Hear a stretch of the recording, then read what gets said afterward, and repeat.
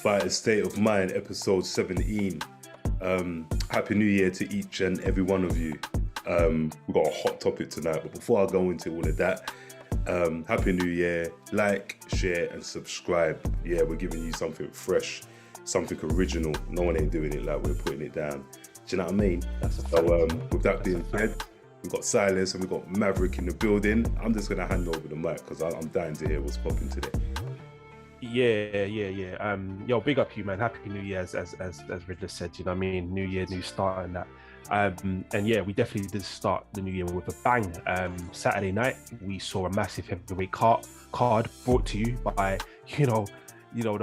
firstly we got to praise God, then we got to praise Al Heyman. Big up Al Heyman.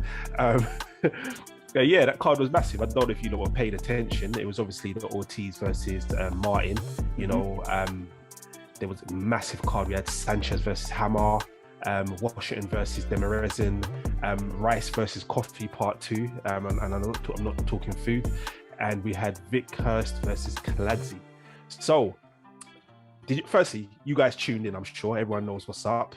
Do you know what I mean? And loads of questions come to mind, but I guess the main thing I want to know is Ortiz done his thing. He got rid of Martin.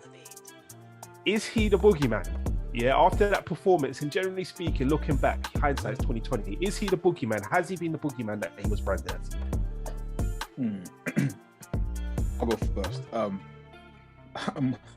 Ortiz was a product of great marketing. That's my opinion on this. I don't care how rude it is. It's the truth. It's 2022. New energy. He was a product of great marketing. I'll leave it at that. I'll let you guys give your thoughts, and maybe I'll expand on that later. Boy, I don't care.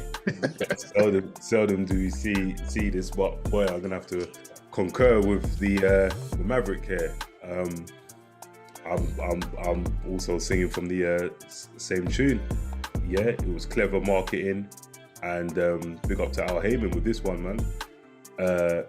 He's never been a boogeyman, and if he was a boogeyman, at which point was he a boogeyman? Silas. Sorry, bro.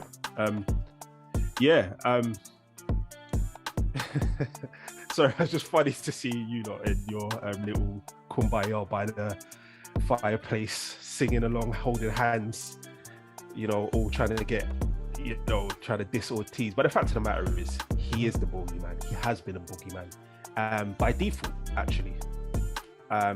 He's a southpaw with IQ. Agreed? Yeah, okay. Yep. Let's walk us down this path. Wait. Yep. He's got counter punching ability. Agreed? Mm-hmm. He's got power. Agreed. Okay. But all right, all jokes aside, listen, the reason I say by default he's a boogeyman is because people don't want to fight him. Whether it's Dylan White, Dylan White doesn't want to fight anybody for some reason. Like, he wants to fight Age, then he doesn't. He wants to fight Wilder, then he doesn't. He wants to fight Fury, then he doesn't. He chose not to fight Ortiz. Deontay Wilder said to him, listen, you fight my guy, and then you'll have me. Dylan White said, no. We tried to make the fight many times. It didn't happen. I tried to fight Luis Ortiz 3 years ago. Didn't happen. Tried to fight him again. Didn't happen. So he just lost to Wilder. It's easy to be realistic, man. When I lost, I had to build my way back up. Didn't want it. Didn't want to smoke. Yeah, cool. Another reason why he's the boogeyman is because he was taking a shitload of drugs, wasn't he? Do you know what I mean? And do you know what I mean? He was dangerous. What did Dave Allen said? Dave Allen said that after he got banged up by Ortiz, he couldn't have an erection for 2 weeks. Like, it's that bad. It's that bad. So I can understand why people don't. I'm so glad that you mentioned that, and I'm so glad that you did mention that, Silas. And you could be honest and actually reveal that to the world. Listen, it is what it is, right? This guy was popping a lot of drugs. You get what I'm saying? God knows how much he really was at taking. a stage. So at a stage, but he got busted. Who knows what he was on, what type of sauce he was on before. I think we just had this conversation on the previous show. So it stands to reason why people don't want to fight this guy. We got that. Plus we've got the ticket sale element. I know you don't care about the numbers, but other fighters do. There was a point where it was like, okay, I can fight this guy, but what's he really bringing to the table? Do you get what I'm saying? And to be fair, I want to know, at what point was he the boogeyman?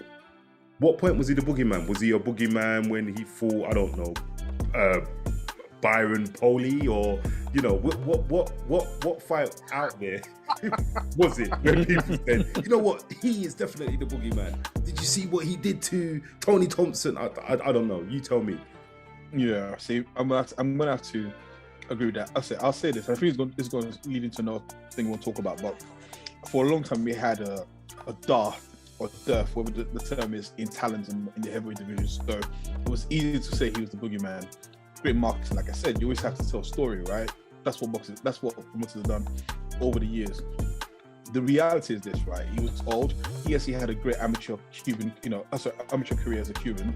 I think that's what obviously the marketing was about, in the same way they did with my guy Lomachenko. But we know Lomachenko actually has, otherworldly skills. And I think, like, I just think 2 times in less than 15 fights. We're talking. Settle down. 2022. Let's not start dissing Lomachenko, okay? But the reality is still this, in my opinion. Like, it was great marketing, but when we actually saw him step up to world class level, and I said that through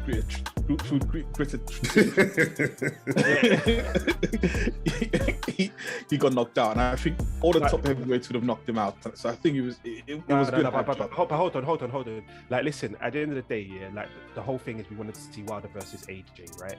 And it didn't happen for many reasons. Now, what we've got to see is a measuring stick on Saturday. We saw an AJ victim versus a Wilder victim, and what we saw is a Wilder victim smush at the AJ victim, innit? So that goes to show that there was something behind the hype. So we all saw the fight. He got dropped by a jab before he got dropped by a jab at one point, and he got him in the side of the head, and Martin was trying to walk the earth like a god, and we know what happens when he does that. So anyways, you lot stop dissing my guy. Stop dissing my guy.